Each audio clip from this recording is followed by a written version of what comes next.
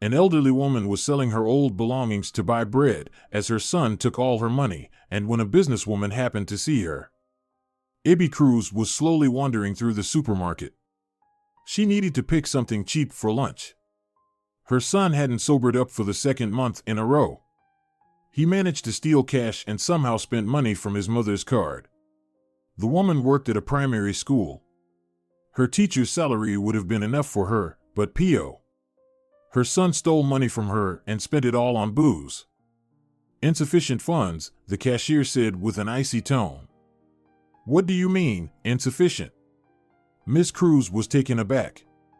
There were about €5 last night. Sorry, ma'am, but now there's a complete zero, the cashier shrugged.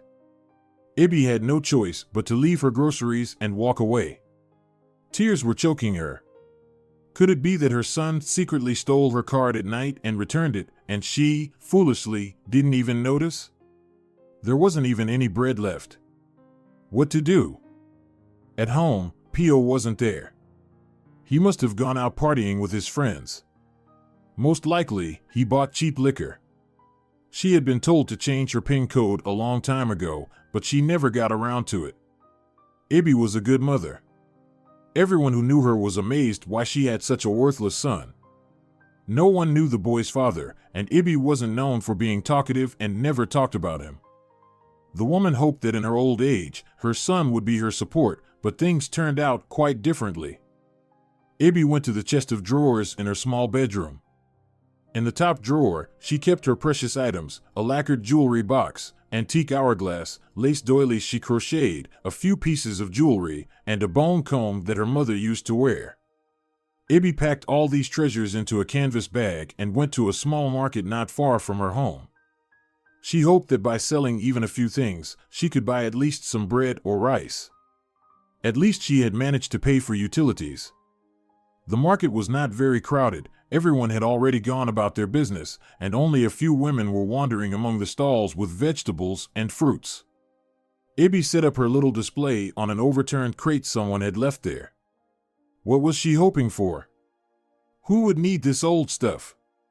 But she couldn't think of anything better, and this was at least some hope. She was too embarrassed to borrow money. She was already always in debt to everyone. Ibby sat on a second overturned crate and gloomily looked at her beloved jewelry box and comb. I know, Lord is punishing me for having an affair with another woman's husband, she muttered. And this is the son he sent me, to make me suffer for the rest of my life and die somewhere in a ditch. How charming, a female voice suddenly said very close. Ibby didn't look up. It was hard for her to hold back tears, and she didn't want anyone to notice. Where have I seen this jewelry box and this comb before? Could it be? No, it can't be. Are you Ibby? Nanny Ibby? The woman leaned over and tried to see her face. The exhausted woman looked up at her. Nanny Ibby? Is it you? Oh my God. So many years have passed. The elegantly dressed woman cried and didn't even try to hide it. Oh my God. Narita. My dear girl, is it you? Tears streamed down the elderly woman's cheeks. Yes. It's me. What's happened to you? Why are you sitting here? I cried so much when you left. I didn't leave anywhere, dear, Ibby said, sniffing. It's just. Your mother, she. I knew it. Let's go. She started gathering everything from the crate into the bag she was holding. Come to my place, I live not too far away. How come we never met before? The woman asked as she got to her feet, almost as if talking to herself. I only recently moved here. I used to live in a neighboring town. And now I've moved my business here. Apparently, the roots call. Though I don't actually have any, the voice of this well-groomed young woman carried such a sadness, such sorrow, as if she had suffered all her life. They were sitting in the kitchen.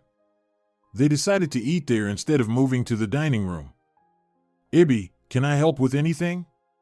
Narita asked. You look so down. You can tell me everything. Narita, my dear, My whole life has been falling apart lately, Ibby said sadly.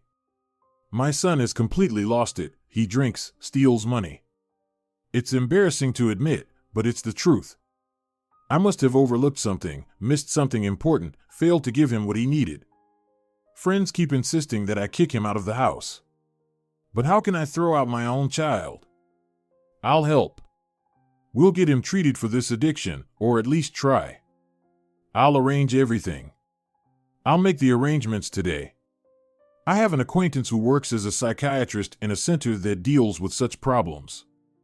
Of course, your son has to want to get out of this hole himself for it to be easier, but even if he doesn't realize he needs treatment, I think something can be done. Who is his father? Did he suffer from alcoholism too? The nanny was silent. I'm not asking out of idle curiosity. It's important for the doctor. If you knew, my dear, who his father is, you'd probably hate me forever. Why would I hate you for that? Nerida scoffed. You see, you and my P.O. have the same father. I'm sorry, Nerida. You and his father. Were you in a relationship? No, not exactly a relationship, Nerida. I just committed a great sin and reciprocated his feelings. I couldn't resist, dear. I loved him very much. But then your mother started suspecting something, as I understand it, and she kicked me out, even threatening to shoot me if I came near your house. I went to stay with my aunt in the countryside for a while, and then, when she passed away, P.O. and I returned here. I guess the Lord is punishing me for that terrible sin of desiring another woman's husband. I think, Nerida said thoughtfully, it was my mother who killed my father, almost immediately after you left. What are you saying, dear? Your father died? Yes, 2 days after you left, he was found dead in the bedroom. He had taken a whole bunch of sleeping pills. Before that, he had gotten drunk and cried. I didn't hear what they were talking about, but I clearly remember that she was shouting at him, just beside herself with anger. Oh God, my poor girl.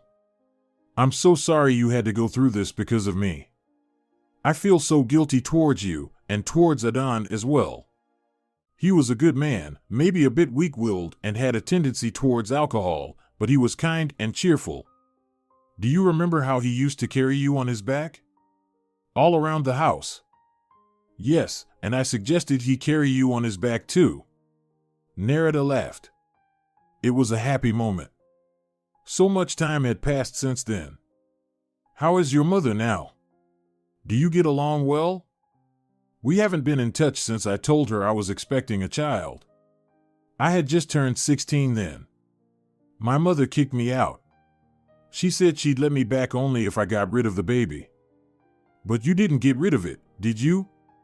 The nanny smiled slyly. No, I didn't. My Paik is already 14. Oh, we've had a tough time. We lived all over the place. But it made us stronger. Do you remember you told me that hardships strengthen you?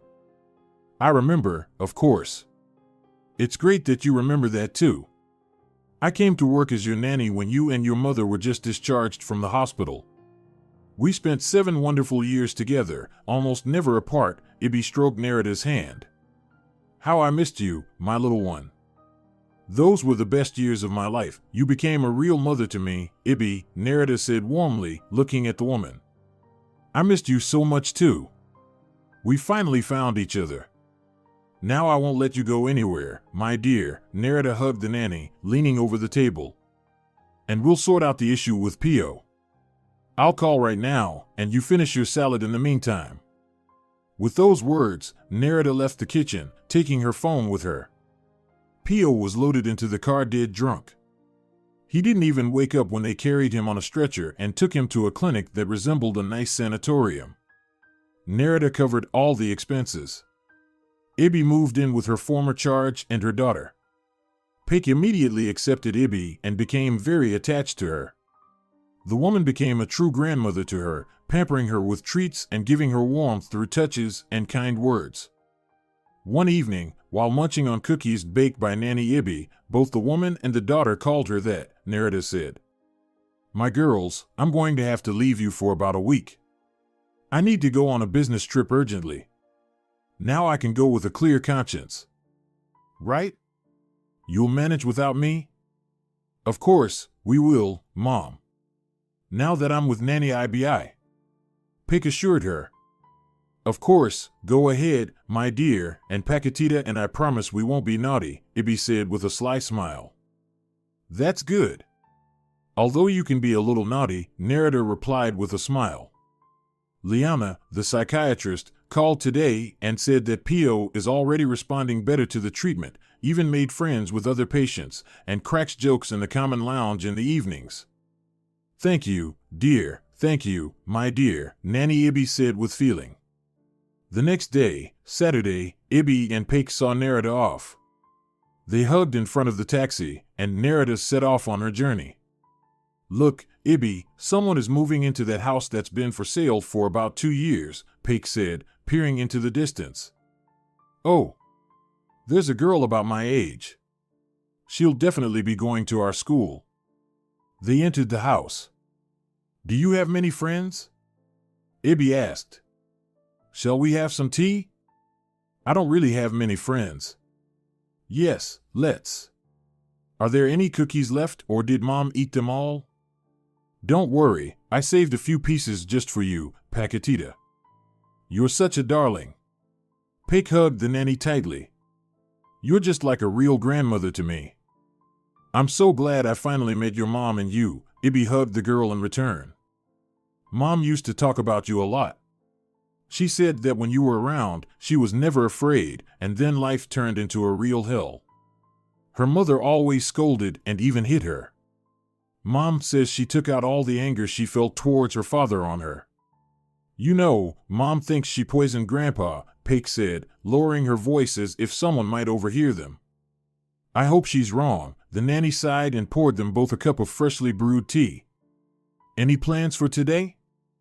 Just studying, really. Oh, and I'll go for a walk to the new residence. Maybe I'll meet someone and find out who plans to live there. All around, there are childless couples, but there was definitely a girl there. I always have trouble finding friends. I had a good friend Chloe in elementary school. But she had asthma. One day, she had an attack, and the doctors couldn't save her. It was a huge tragedy for me. Since then, I haven't met any girls I could be friends with like I was with Chloe. We understood each other with half a word. She showed me how to make cotton toys. I still make them sometimes. Now there are many videos on the internet. I'll show you later. I made a lot of Christmas ornaments. Mom loves to hang them on the tree. You're such a clever girl, Paquetita. Just like your mom. She too, I remember, was always coming up with something. We used to make little animals out of foil. She found some patterns somewhere and asked me to help her, even though she was only 6 at the time.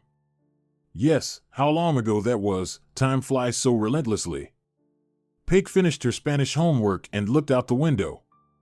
Someone was on the lawn in front of the house where people had moved in today. The girl didn't hesitate, put on her favorite jeans and a warm shirt, and went to meet the new neighbors. Maybe she would finally find a friend, a good friend with whom she could talk about everything and have fun. On the lawn was the same girl Paik had seen in the morning. She was sitting in a wicker chair, sipping a drink through a straw from a tall glass. Hi, Paik greeted her. Hi.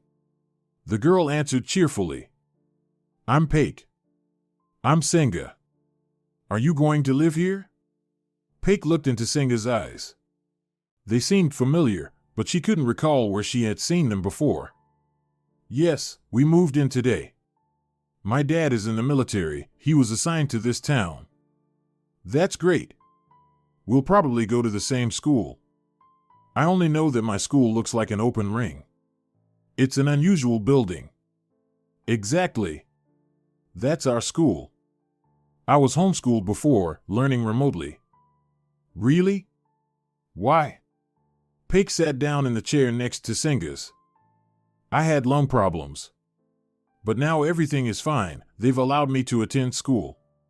You know, I'm so happy. I was terribly bored staying at home. I really want to socialize and go out now. Want to come over to my place? Paik offered. Only Nanny Ibby is at home. You have a nanny? Singa smirked. She's not really a nanny. It's just. Ibby was my mom's nanny when she was very little, and they recently ran into each other at the market. She's staying with us for now. You know, she's like a grandmother to me. I'll let my mom know I'm going visiting, okay? Singa jumped out of the chair and dashed into the house. Such a genuine and lively person, thought Paik. Most of the girls in her class seemed to be molded from the same mold with similar interests, clothes, nails, boys. Paik wanted something different.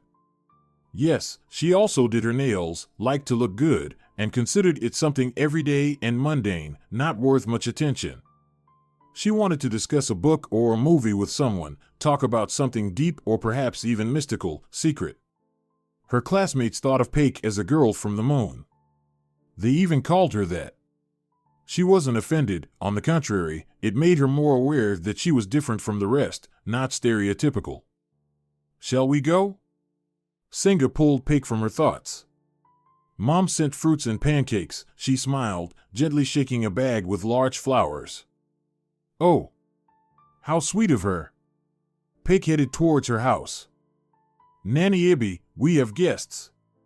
Paik called out from the doorway. Ibby came out of the living room, pushing her glasses up her forehead. Have you already become friends? The nanny smiled. Welcome to our home. Thank you, the guest responded. My name is Singa. And I'm Nanny Ibby. That's what everyone calls me here.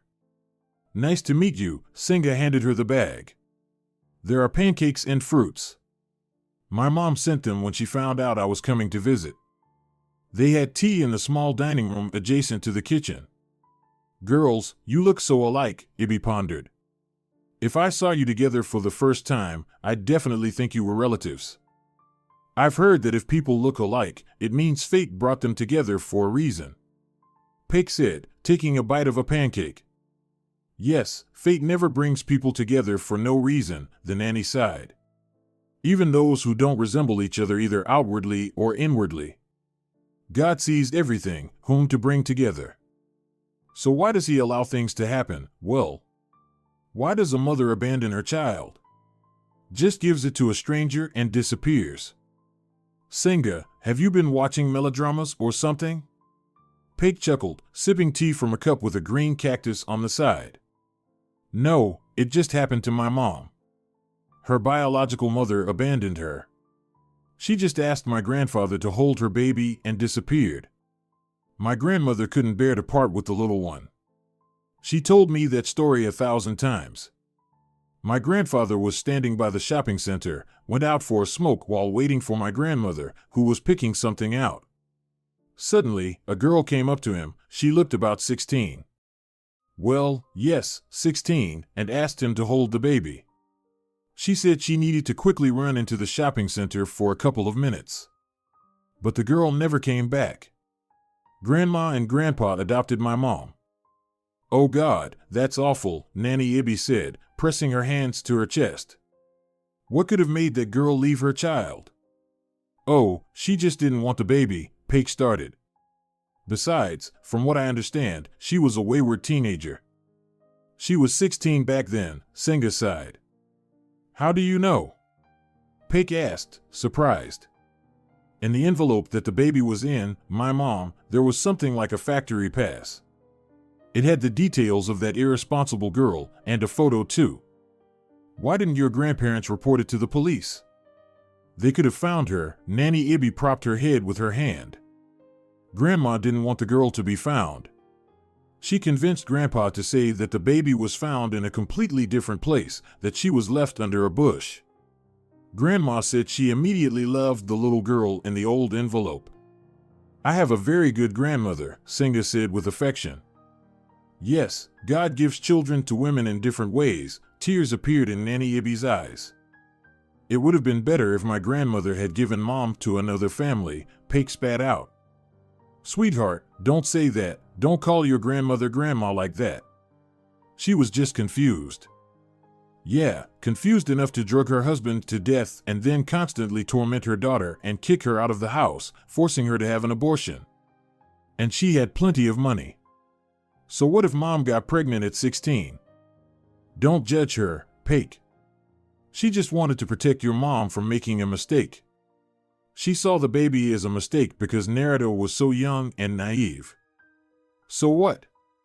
It would have been better if she had given mom to a good family if she didn't care about the baby. Paik continued to be upset. What are you saying? Nanny Ibby tried to calm her down. She wasn't 16 then, she had recently married. Don't be angry with your grandmother, no matter what she was, she's still a relative. You're 100 times closer to me, Paik mumbled. After tea, the girls went up to Paik's room. Where's your mom now? Senga asked, while looking at the cotton figurines Paik had made. On a business trip. She'll be back in about 6 days, Paik replied. And where does your mom work? She got a job as a nurse at our school, can you believe it? No way. That's great. She'll write us fake notes, Paik laughed. The girl finally cheered up, forgetting about her irresponsible grandmother. Listen, what if you got pregnant at 16? Senga looked at her friend seriously. You know, I wouldn't want that, but I think I'd have the baby and raise it. Me too. I definitely wouldn't have abandoned it anywhere. Senga tucked a stray lock of her dark hair behind her ear. Time passed. Senga got used to the new class and school, especially since Paik was always by her side. They became best friends. Classmates started calling Senga the friend of the girl from the moon, and sometimes they were just called the moon friends. Senga also preferred solitary walks along the shore to noisy parties. One day, a few days before Christmas, Paik asked her mom and nanny if she could spend the night at the Ray family's house. Senga's parents didn't mind. Nanny Ibby loaded the girls with various homemade treats, kissed them both, and let them go. The girls were having fun. At first, Paik taught Senga how to make cotton toys, and then, when it was time to go to bed, they chatted quietly. Hey, what if we find your biological grandmother? Paik suddenly suggested, propping herself up on her elbow. Why? Senga asked in confusion. My mom has wonderful parents whom she considers her real parents. I also adore my grandmother and grandfather. I get that, but it's interesting, Paik babbled, a lover of secrets and detective stories. You said you didn't destroy that pass, and you know the name and surname. So what? I hadn't thought about it before, Senga said, a bit bewildered. I'm not saying you should throw yourself into her arms and kiss her until you're breathless, just let's try to find out where she is and what happened to her. Maybe she realized she was wrong. Let's start with social media. Her name is Dina Dado, Senga said quietly. What? Paik sat up abruptly. What did you say? Dina? Dado? Yes. Does that name sound familiar to you? You won't believe it. That's the name of my grandmother who kicked my mom out of the house. Remember I told you about her? I remember, of course. You hate her, Senga laughed. That's right. Show me a photo of that girl. I hope the pass isn't locked away? No, it's in my box. When we moved, I tucked it away. Senga carefully got up from the bed to avoid making noise and retrieved a wooden box from the drawer. The pass was right on top. You know, sometimes I think I look like this woman. It's not exactly pleasant, but the fact remains. Show me. Paik quietly got up from her inflatable mattress and sat on her friend's bed. It can't be. Paik covered her mouth with her hand to keep from exclaiming. It's her. Who is she? Senga fidgeted. It's my irresponsible grandmother, that's who. My mom looks a lot like her. She showed me her photos and also those of my grandmother. Wait, so what does that mean? Our moms, Senga didn't finish her sentence. Yes, sisters. And we are too, Paik said, slapping her bare knee and whispering in excitement. No way. Does your mom have any issues with her nails? Pig suddenly asked. What do you mean? Singa didn't understand. My mom didn't have a nail on her left pinky when she was born. The same thing with my grandmother. I'm lucky, though, my nails are fine, no issues. Singa was silent. Her eyes were like an owl's at that moment. What? Also? Pig's breath caught and a little flutter of excitement stirred in her chest. Singa nodded and pinched her nose with her index fingers as if she was having trouble breathing. Singa. So that's why we look alike. Remember how Nanny Ibby said right away that we looked like relatives when she first saw you? Yes, exactly. Wow, does this really happen? I thought such things only happened in novels and movies. I thought so too. They were quiet for a moment. Singa, how about we go see her? Pig suggested. Dina? But how? What will we say to her? Let's better tell our moms everything. They have the right to know the truth. The truth that, by the way, we uncovered. It didn't take much digging, Singa chuckled. So what? We're still awesome detectives. They laughed quietly so that Imelda, Singa's mom, wouldn't come in and separate them into different rooms. The girls didn't know how to start the difficult conversation with Imelda. Having come up with no plan, they decided to delay the conversation and speak to both of their moms at once. Maybe we should call Naria now? Singa suggested. Only if she's home. She might be off somewhere on errands again. It's the sales season, Christmas is coming. Call her right now. Pig dialed her mom's number. Not available. Probably at some warehouse or other godforsaken place, Pig grumbled. Let's go tell Nanny Ibby about everything.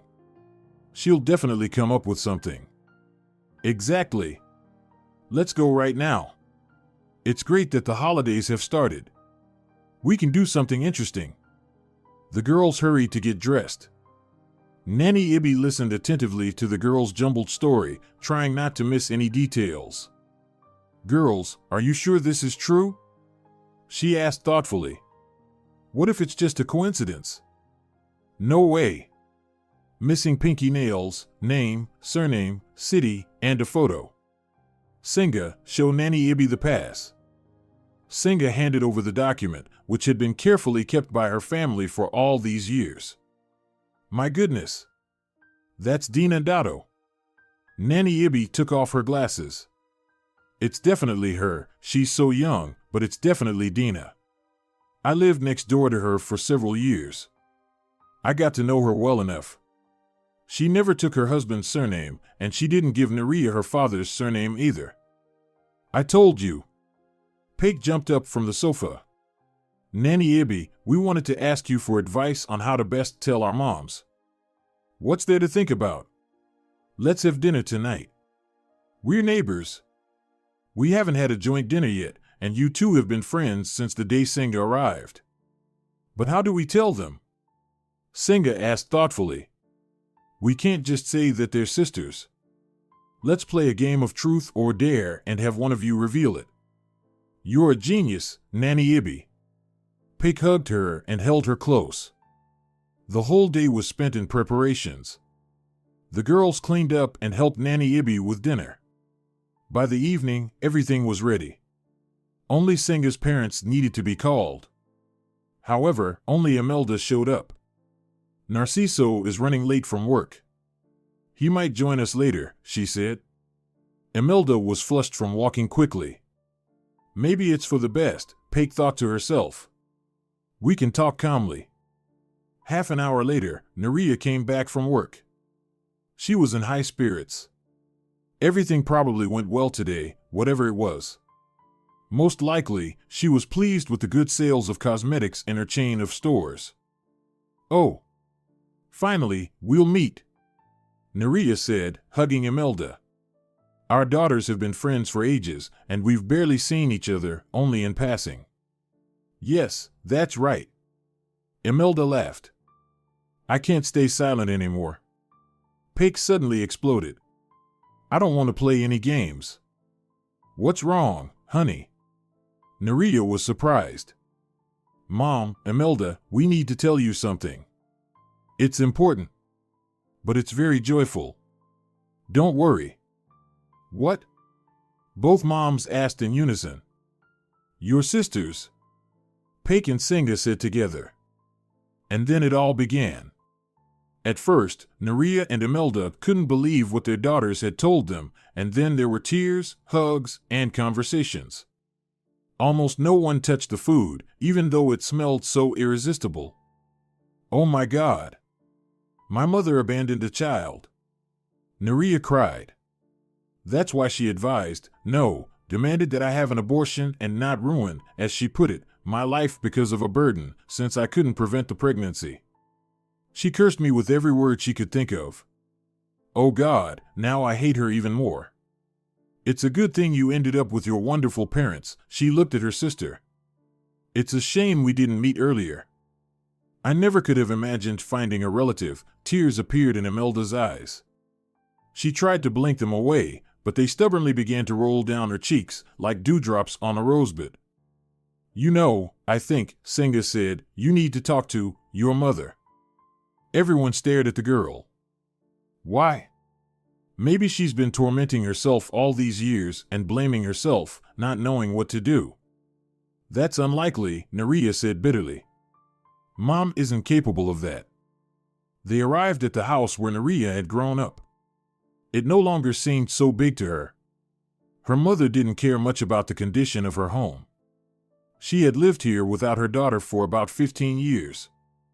Nerea didn't know if she had a man in her life. She had never been interested in that. Nerea, maybe we shouldn't have come here, and maybe we shouldn't have started this conversation with this woman. I can understand you lived with her until you were 16, but You know, Imelda, you need to see your birth mother at least once, even if she's a mess, Nerea smiled back. Let's go. They walked down the path to the house. The lawn was overgrown, and the pool was clearly non-functional. It felt like the house was abandoned, but it wasn't. Suddenly, a young woman in a light jacket appeared on the porch. Hello. Nerea greeted her. Hello. Did you need something? Yes, we came to visit Dina Dado. Oh. She moved. Sold us her house and went somewhere on the outskirts of the city. I think she mentioned something about an orphanage. She bought an apartment or something near it. How long ago did she sell the house? Nerea asked in surprise. It's been about 2 weeks since we moved in, the young woman smiled. Thank you very much. Do you have a precise address? No, Senora Dado only mentioned the orphanage. Do you know where it is? There aren't many houses around it. Yes, I know, it's a real dump, Nerea sighed. I wonder what she decided to do with the money. Oh, there wasn't much money. Most of the sale went to pay off debts. Electricity, water, and other expenses. Oh God. What has my mother come to? Well, thank you very much. Nerea quickly said goodbye, and she and Imelda returned to the car. Are we going there? Imelda asked hesitantly. We'll try to find her there, since we've decided to do this and talk to her. There were indeed very few houses near the orphanage, but how to find the exact one where Dina Dado had bought an apartment? The sisters had no idea. Let's go to the house closest to the orphanage, Imelda suggested. Well, let's go. We don't have much of a choice anyway. They approached the house. It looked sad. An old, poorly maintained residence next to the orphanage evoked a sense of gloom and despair. Nerea looked at the gray building of the orphanage. She felt sad. I should donate money to this place, she thought. And then, a few seconds later, she saw her. Yes, her mother was walking down the path right toward the house where she and Imelda were standing. She was no longer the haughty woman with a bright appearance. She had lost weight, become haggard, and looked much older, even stooped somewhat. Her mother looked down at her feet as if she was uninterested in or afraid of falling. Mom? Nerea called out when she was about to pass by. She slowly raised her head and stared at her daughter with a lost look. "Mom, it's me, Nerea. Don't you recognize me?" "Nerea?" she croaked. "What are you doing here? How did you find me?" "Your buyer told us you lived near the orphanage. I wanted to talk to you, and not just me." Nerea gestured toward Imelda, who was standing a little farther away. "Who is that?" Dina asked disapprovingly. Let's talk at your place. I hope you don't mind." "What are we talking about? That I'm a bad mother? I already know that. That I squandered all the money my father left me? No, not that. About me and your older daughter, whom you gave to a man and then disappeared." Her mother froze in surprise and couldn't utter a word. "We didn't come to accuse you, we just want to talk, Mom." "All right, let's go." "It's windy today," her mother grumbled and headed for the door of the building. They entered the apartment. Inside, it was no better than outside. Everything was old, peeling, and neglected. "I don't have much to offer," her mother said and put the kettle on the stove. "We brought cookies. Nanny Ibby baked them." "Ibby? How is that slut connected to you?" "Don't call her that. Ibby is a wonderful person." "Oh, sure, especially when she slept with your father. I hate both of them. I only regret not giving that bitch a potion after which your father passed away." "So you did kill him after all." "I knew it." Nerea sat down on a chair. "How much bitterness is in you? Why can't you just love life and be happy every day? You had everything, money, a husband, a child. You gave it all up." "Because nothing is better than those who go against my will," her mother said bitterly and sat heavily on a chair next to her daughter. Imelda stood in the doorway, as if ready to bolt at any moment. "You know, Mom, I would never abandon my daughter the way you did." "And what did you achieve? Loneliness in your old age? At least look at Imelda. We both have daughters of the same age. You could have been a mother and a grandmother, but you chose to accumulate debt." "Don't tell me how to live," her mother snapped and, getting up from the chair, went to the window. "Nerea, maybe we should leave?" Imelda asked quietly. I hoped there was at least a shred of humanity in this woman, but I was wrong, Nerea said sadly and got up from her seat. "We won't disturb you any longer, Mom." They were already preparing to leave the apartment, this gloomy apartment where they didn't want to stay for another minute. "I was afraid I wouldn't manage, so I gave my daughter to some well-off man. I didn't want such a fate for you. But you did it your own way anyway. Because I couldn't, and didn't want to, abandon my little girl. And you should be on your knees before Imelda. You raised a wonderful older daughter who had a beautiful granddaughter. We don't need anything from you. Your inheritance to us is the pathology of the pinky finger, missing nail. If you ever want to talk or need help, call me." Nerea handed her mother her business card. "So these are your stores?" her mother asked coldly. Well, didn't take after your father, that henpecked weakling. You've built up a business, just like your grandfather." They exited the building and breathed in the evening air. Both felt heavy-hearted. "I'm sorry, Imelda," Nerea took her sister's hand.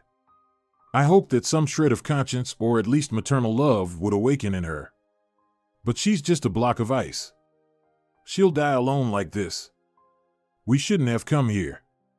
"Nerea," Imelda said, wiping away her tears with her free hand. "We've lived without her all these years and will continue to do so. Maybe I'm harsh, but I don't care what happens to her." "No, you're not harsh, Imelda. I'm sorry I dragged you into this hole. Let's go to my place and have some wine." "Yes, I suppose we need to drink some wine," Imelda smiled through her tears. Nanny Ibby was bustling around in the kitchen. The house was warm and cozy, with the smell of mulled wine and baked apples. "It's like we've moved from hell to paradise," Imelda said. "Don't I know it?" Nerea chuckled. "How was your trip, my girls?" Nanny asked. "Better not to ask, Nanny Ibby," Imelda said with a sad smile. I didn't see my birth mother, and it was better that way. Was it that bad? Ibby dried her hands with a towel. Yes, worse than I could have imagined, Naria replied. We left her your cookies. Maybe it will warm her heart a little. I'll tell you the details later. For now, let's have some wine. Let's drink to that, Ibby said encouragingly. The girls ran off to the stores. They said they urgently needed to buy some things for the holiday. That's right. Christmas is the day after tomorrow, exclaimed Imelda. I hope we're celebrating together? Naria asked, holding out her glass to Ibby, who had already opened a bottle of wine. Of course, together. We're one family. Ibby, how is Pio? Will he be able to join the holiday? Pio is fine. He doesn't want to leave. He's afraid of missing out. Good. That means everything will be all right. And we'll visit him tomorrow. Let's drink to Pio, said a cheered-up Imelda. To Pio, Nanny and Naria echoed. Dina Dotto sat at the table, drinking tea with the cookies left by her daughters. Daughters whom she had not been a good mother to. She had cast one out of her life right after birth and ruined the life of the other until she was 16. And that disgusting cookie baker Ibby Cruz. Wasn't it for her that my foolish husband jumped into bed with her? What did he see in her? No beauty, always smiling, baby talking with Naria, she continued muttering to herself. Dina couldn't even cry. She had essentially nothing left. With a husband she never loved and called a weakling, she was cold, and he found his happiness with her daughter's nanny. She couldn't bear the resentment. Adan had gotten drunk to the point of unconsciousness when he learned that his wife had kicked out Ibby. He asked for water, and she slipped a whole pack of sleeping pills into it and went shopping. That night, she stayed in the living room, and in the morning, upon finding her husband dead in their bed, she called the police. They ruled it a suicide by overdose. The wife was not suspected. The packaging and packets were scattered all over the bedroom. Dina suddenly remembered herself as a 16-year-old girl. She had gotten involved with a reckless guy and got pregnant. She didn't want to give birth, but it was already too late for an abortion, and without parental consent, it was impossible. She managed to hide it from her parents until the end. Her belly was very small. Dina gave birth alone. She was lucky. That night, her parents went to visit relatives. The girl realized she needed to get rid of the baby urgently. The next day, around noon, she went out with the baby in her arms. She initially wanted to leave the child at the orphanage, but then suddenly saw a lone man. He seemed respectable, well-groomed, obviously married. A wedding ring glittered on his finger. That's when Dina decided to give her newborn daughter to him. A pass was in the pocket of an envelope someone had once given her for a doll. It had been lying in a drawer with her old toys. This pass, which she had hurriedly forgotten to take, had been forged by that same man, Imelda's father, so she could enter the factory where he worked as a laborer. I wonder what would have happened if I had confessed to my parents and raised the child myself instead of giving her to a stranger. Dina thought, finishing her now cold tea. She had no answer to this question. She had never felt love for children. It was nice that Naria was making progress, but no more than that. Now there was nothing left, nothing but her younger daughter's business card, which had so kindly offered help if needed. Dina held the card closer to her eyes. Naria had inherited her grandfather's traits, strong-willed and determined. But she had also inherited the ability to love children from her father. Tears stung her eyes, and her nose itched unpleasantly. Could it be that this cold woman, who had turned into a useless old hag, was still capable of crying? Yes, Dina Dotto was crying. Would she call her daughter, whom she had once driven out of the house? Only God knew.